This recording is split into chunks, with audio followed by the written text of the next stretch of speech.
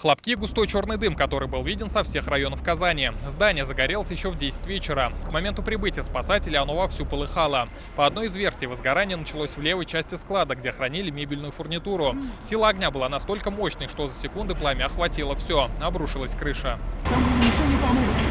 Ничего не поможет. Пожарники свое дело знают, они работают. На тушение пожарные подали одновременно 9 стволов. Сюда пригнали 21 единицу спецтехники. С огнем боролись 90 спасателей. Пожару сразу присвоили 3-й уровень вызова, что означает сложную обстановку и привлечение доп. Силы. На место сразу прибыло руководство МЧС. Основная сложность тушения пожара – то, что объект не обеспечен нормативным противопожарным водоснабжением. Ближайший водоисточник расположен на расстоянии 600 метров. Имеются проезжие части, которые необходимо пересекать при прокладке магистральных линий от данного водоисточника.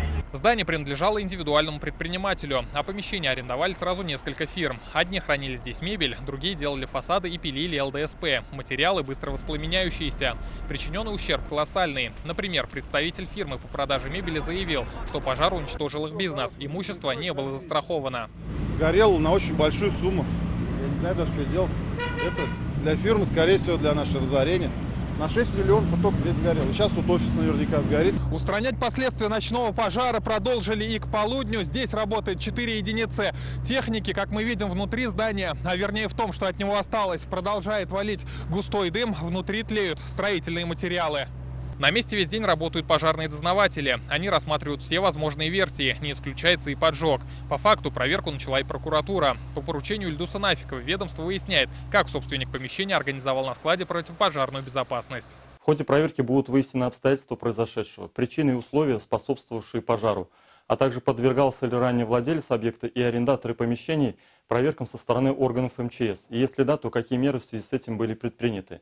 Предстоит установить и причины отсутствия близ объекта пожарного гидранта. Сейчас устанавливают причины ЧП и точную сумму материального ущерба. Рамиль Галиуллин, Айрат Назипов, Константин Бушуев, Алмаз Зейдинов, ТНВ, Казань.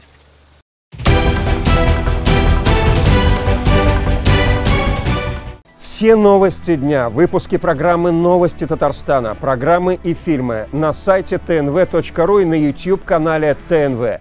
Подписывайтесь.